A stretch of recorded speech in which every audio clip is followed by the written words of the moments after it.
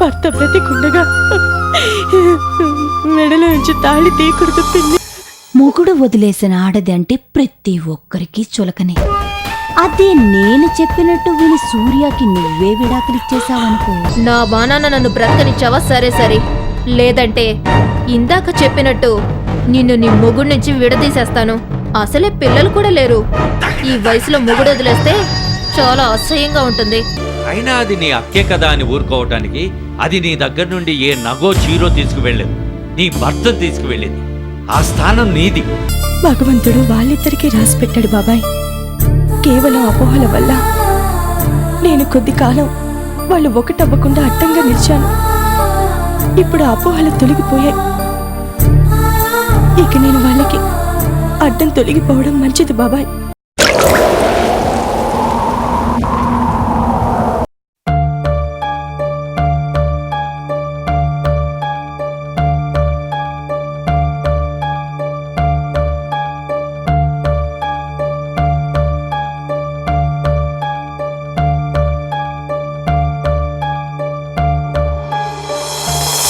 గాయత్రి,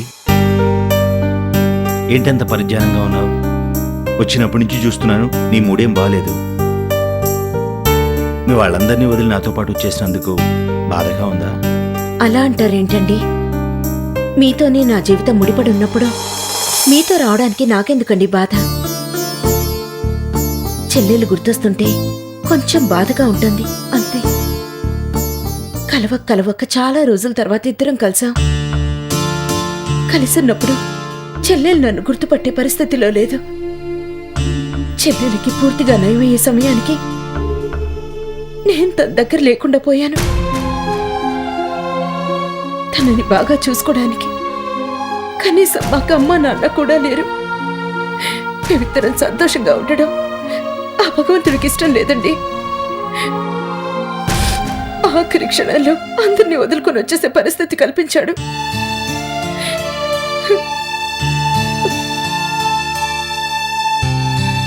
ఈ పరిస్థితులన్నిటి కారణం భగవంతుడు కాదు గాయత్రి, నేను. నా కోసమే కదా నువ్వు మీ బాబాయిని ఎదిరించి వచ్చేసావు. నా వల్ల నీకు ఒక్కరోజు కూడా సంతోషం లేదు, అన్నీ బాధలే. అయినా మీ బాబాయ్ నన్ను మళ్ళీ ఎందుకు అనుమానించారో నాకు అర్థం కావడం లేదు. అయినా తప్పు అతంది కాదులే.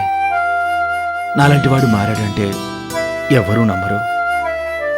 ఒకవేళ నమ్మినా ఏదో ఒక మూల అనుమానం ఉండే ఉంటుంది. నా మీద ఇంకా అలాంటి అనుమానం కలగడం నా దురదృష్టం.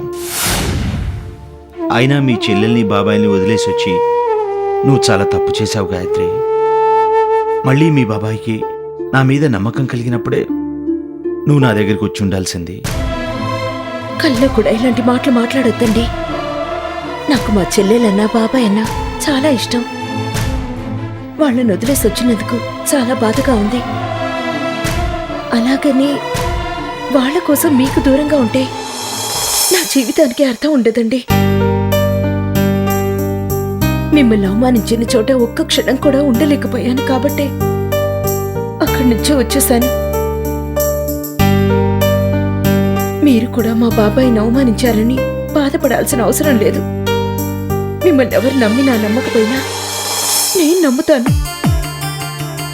చాలు గాయత్రి, ఈ ఒక్క మాట చాలు. నీ నమ్మకాన్ని నేను వమ్ము చేయను. నువ్వే కాదు, మీ వాళ్ళంతా నమ్మే స్థాయికి ఎదుగుతాను. రేపు మనకు పుట్టబోయే బిడ్డ తన తండ్రి గురించి చెప్పుకుని తలెత్తుకుని తిరిగే స్థాయికి ఎదుగుతాను. నువ్వు మాత్రం అనవసరంగా దిగులుపడి నీ ఆరోగ్యం చెడగొట్టుకోకు. నువ్వు బాగుంటేనే కదా లోపలున్న మన బిడ్డ కూడా బాగుంటాడు.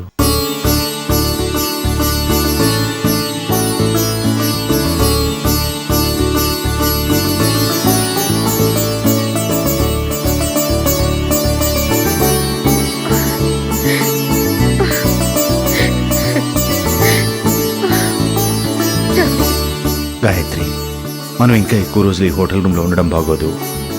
ఇప్పుడే మా ఫ్రెండ్తో మాట్లాడాను. అద్దెకి ఏదో మంచి ఇల్లు చూశానన్నాడు.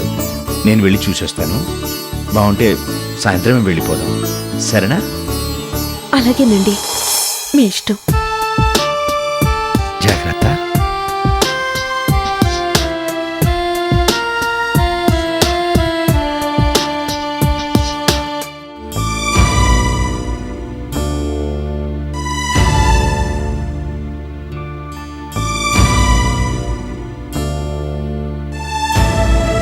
చేసిందంతా మీరు చేసి ఆయన పోలీసులకు అప్పగిస్తానంటారేంటి? ఆయన చెప్పిన దాంట్లో నాకేమీ తప్పనిపించట్లేదే. ఇందాకే కదా ఆయన మారిపోయారు, ఆస్తి మొత్తం చూసుకోమని పేపర్లన్నీ ఆయన చేతిలో పెట్టారు. ఇంతలోనే మీకు ఆయన చెడ్డవారైపోయారా? ఇప్పుడు మీ మనసులో ఏదో పెట్టుకుని ఇదంతా చేస్తున్నారు.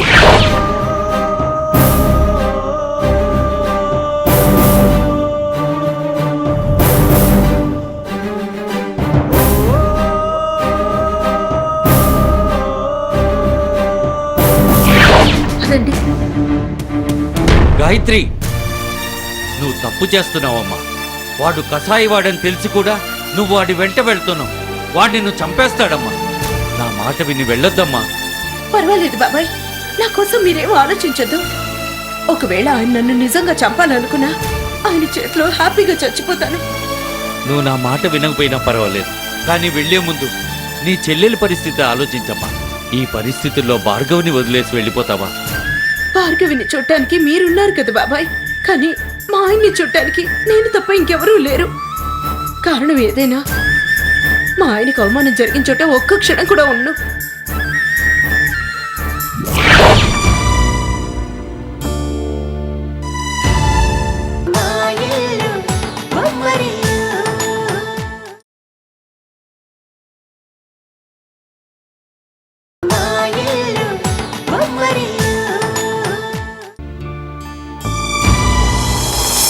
రాజేంద్ర,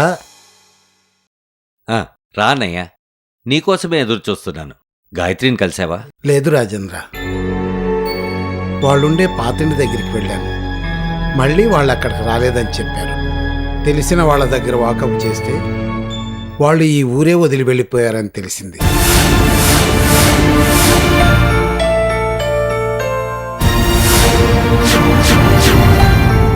నేనొకటి తలుస్తే ఆ భగవంతుడు ఇంకోటి జరిగేలా చేశాడు. ఆ జీవన్ నిజస్వరూపం బయటపడి గాయత్రిని కాపాడదామని నేను ప్రయత్నిస్తే తను నన్ను అర్థం చేసుకోలేదన్నయ్య. చివరికి ఆ జీవన్నే నమ్మి వెళ్ళిపోయి ఎంత ప్రయత్నించినా నేను ఆపలేకపోయా. వాడెంత దుర్మార్గుడో తెలిసి కూడా చివరికి వాడినే నమ్మిందంటే నువ్వు మాత్రం ఏం చేయగలవు? ఎలాంటి వాడైనా భర్త కదా. మారానని మాయమాటలు చెప్పగానే గుడ్డిగా నమ్మి వెనకే వెళ్ళుంటుంది. వాడి రంగు బయటపడడం ఎంతసేపు చెప్పు? 4 రోజులు ఆగితే వాడి అసలు స్వరూపం అర్థమయ్యి తనంతట తానే తిరిగి వస్తుంది. వాడి అసలు రూపం గాయత్రి అర్థం చేసుకునే వరకు వాడు గాయత్రిని బ్రతకనిస్తాడా నాకు అనుమానంగా ఉందన్నయ్య. ఇంతకాలం వాడు గాయత్రిని ఎన్ని రకాలుగా హింస పెట్టినా ప్రాణాలు తీయలేదంటే అది కేవలం ఆస్తి కోసమే అన్నయ్య. ఇప్పుడు ఆస్తి మొత్తం వాడి చేతిలో పెట్టేశారు. ఇప్పుడు వాడు గాయత్రిని బతకనిస్తాడనే నమ్మకం నాకు లేదు. పైగా వాడు ఈ విషయం ఎవరితోటో ఫోన్లో మాట్లాడటం ప్రత్యక్షంగా నేనే విన్నాను. నాకెందుకో భయంగా ఉందన్నయ్య. ఏమిటి రాజేంద్ర, నువ్వే ఇలా నీరు గారిపోతే ఎలా? ఒక మనిషి ప్రాణం తీయడం అంటే మాటలు చెప్పినంత తేలిక అనుకున్నావా? అయినా వాడు నిజంగా గాయత్రికి అన్యాయం చేయాలనే ఉద్దేశమే ఉంటే వాడు బాగుపడడు, నాశనం అయిపోతాడు. నువ్వు భయపడినంతగా గాయత్రికి ఏం జరగదు. వాళ్ళు ఎక్కడున్నది నేను ఆరా తీస్తా గాని నువ్వు ధైర్యంగా ఉండు. అవును, ఇప్పుడు భార్గవికి ఎలా ఉంది? తన పరిస్థితి అలాగే ఉంది. ఆరోగ్యం కుదుటపడింది అనుకుంటే జీవితం గాడి తప్పింది. నా కన్న కూతురే దాని పాలిట శత్రువు అయింది. తన భర్తని పెళ్లి చేసుకుంది మన ప్రియే కదా. నాకు విడాకులు ఇప్పించండి, ప్రియ సుఖంగా ఉంటుంది అంటుందన్నయ్య. నాకేం చెయ్యాలో అర్థం కావటం లేదు. చిన్న పిల్లైనా చాలా గొప్పగా ఆలోచించింది. తండ్రి లేని లోటు తెలియకుండా పెంచినందుకు నీ రుణం ఇలా తీర్చుకుంటోందన్నమాట. నీ కూతురు జీవితం కోసం తన జీవితాన్నే త్యాగం చేస్తుంది. ఏంటన్నయ్య ఇది? భార్గవి మాత్రం నా కూతురు కదా. ప్రియ కోసం భార్గవి జీవితం బలైపోతుంటే చూస్తూ ఎలా ఊరుకోమంటావు? ప్రతి సమస్యకు ఒక పరిష్కారం ఉంటుంది రాజేంద్ర, కానీ కొన్ని సమస్యలకు పరిష్కారం కూడా ఒక సమస్య. భార్గవికి న్యాయం చేయాలనుకుంటే ప్రియ జీవితం అన్యాయం అయిపోతుంది. ప్రియ జీవితం బాగుండాలంటే భార్గవి జీవితం అన్యాయం అయిపోతుంది. ముందుకు వెళితే నొయ్యి, వెనక్కి వెళితే గొయ్యి. అన్ని విషయాలు తెలిసిన వాడివి, తెలివైన వాడివి. ఏ నిర్ణయం తీసుకుంటే బాగుంటుందో నువ్వే ఆలోచించు. ఏం ఆలోచించాలో, ఎలాంటి నిర్ణయం తీసుకోవాలో అర్థం కావటం లేదు. ఒకవైపు కన్న కూతురు, రెండో వైపు అన్న కూతురు. ఒకరికి న్యాయం చేస్తే ఇంకొకరికి అన్యాయం జరుగుతుంది. ఇక పెద్ద కూతురు విషయం నాకు చాలా భయంగా ఉంది. అసలు ఆ జీవన్ మనిషే కాదు. పాముకి తల్లోనే విషం అంటే వీడికి నిలువెల్లా విషం ఉంది. వాడి దగ్గర గాయత్రి ఎలా ఉందో ఏమో.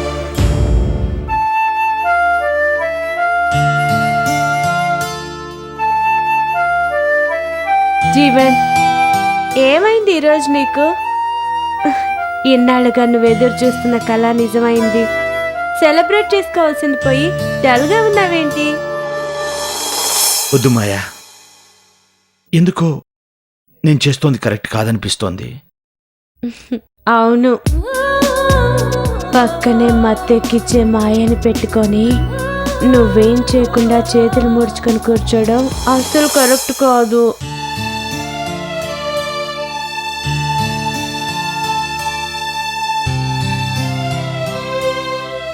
నేను మాట్లాడుతోంది నా భార్య గురించి మాయా.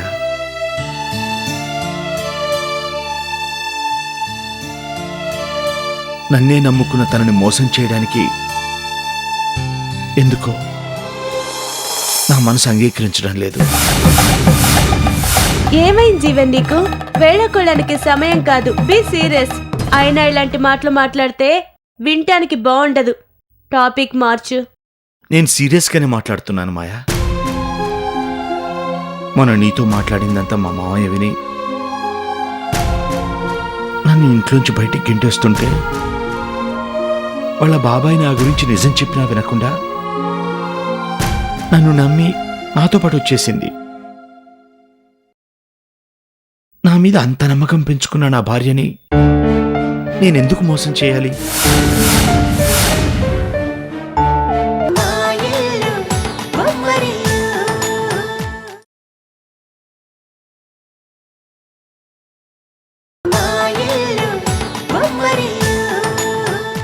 నా మీద అంత నమ్మకం పెంచుకున్న నా భార్యని నేనెందుకు మోసం చేయాలి? అంత మంచి భార్యను దూరం చేసుకుంటే ఆ భగవంతుడు కూడా నన్ను క్షమించడు. అయినా ఇంతగా నన్ను నమ్మిన నా భార్యని నేనెందుకు చంపాలి? నేను కోరుకున్న ఆస్తి నాకు దక్కింది. నన్ను ప్రేమించే భార్య నాకు తోడుగా ఉంది. లైఫ్ అంతా ఏ లోటు లేకుండా గాయత్రితోనే హ్యాపీగా గడిపేస్తాను.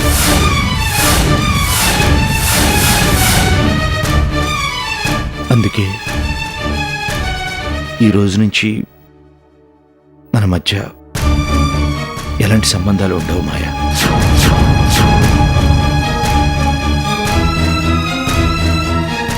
Sorry, I'm sorry.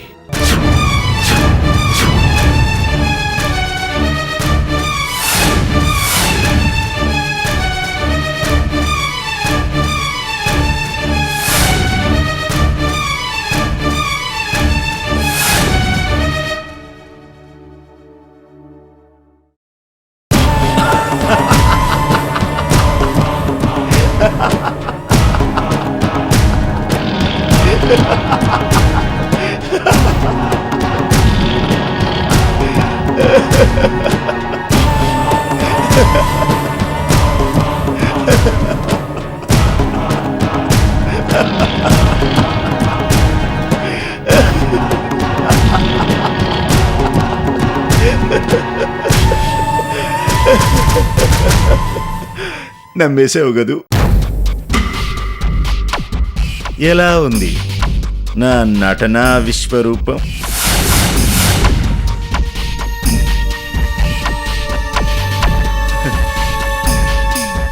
ఏమన్నా వాళ్ళ దగ్గర నువ్వు మంచివాడిలా నటించగలవా అని అనుమానపడ్డావు కదా, ఇప్పుడు అర్థమైందా యాక్టింగ్లో మన రేంజ్ ఏంటో?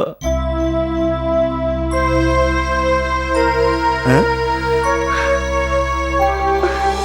ఒక క్షణం గుండెగినంత పనైంది తెలుసా. ఇంకెప్పుడు ఇలాంటి టెన్షన్ పెట్టొద్దు. ఏంటి మాయా, నా గురించి మొత్తం తెలిసి కూడా ఎలా నమ్మావు? జంట పక్షులకన్నిటిని చూసి వాల్మీకిగా మారిన బోయవాణ్ణి కాదు నేను.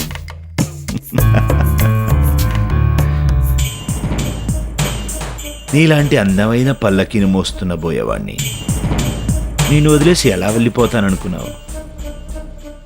ఇప్పుడు ఆస్తి మొత్తం చేతికొచ్చింది కాబట్టి రేపే దానిపై పంపించే ఏర్పాటు చేయబోతున్నాను. మీ ఆవిడ్ని పైకి పంపించడం అంత కష్టం కాదు, కానీ ఉన్న చిక్కంతా మీ మామయ్యతోనే.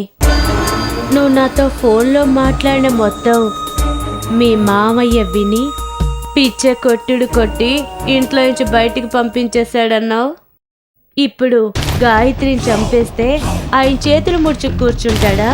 నువ్వు వెళ్ళి పాకిస్తాన్ బార్డర్లో దాక్కున్నా నిన్ను వెతికి వేటాడి నిన్ను గాయత్రి దగ్గరికి పంపిస్తాడు. కాబట్టి నువ్వేం చేసినా మన చేతికి మట్టి అంటకుండా చెయ్యి. కనీసం మట్టి కాదు కదా, వాసన కూడా అంటకుండా ఉండేట్టుగా ప్లాన్ చేశాను. ఇప్పటికే ఆ ప్లాన్ నా బ్రెయిన్లో బుసలు కొడుతోంది. దాన్ని రేపు ఎలా అమలు చేస్తానో చూస్తూ ఉండు.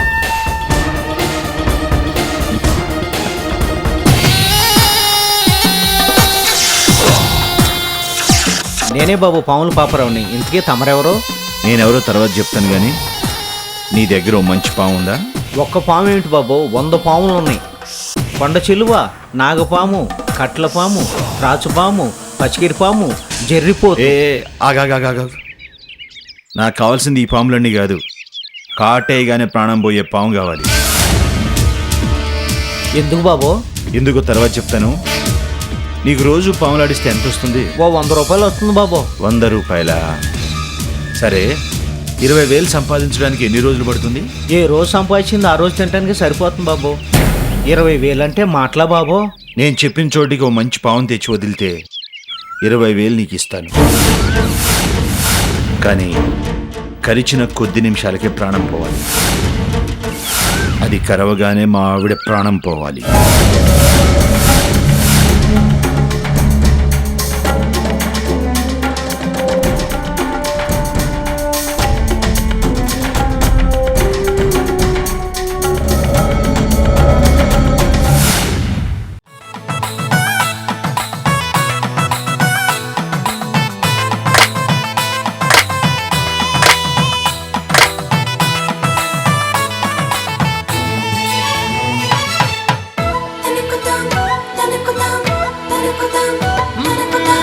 ఎక్కడిదో అల్లరి గాలి సరదాగానే వీచే చిన్నారి కిన్నెరసాని పయనాలేమో చూసి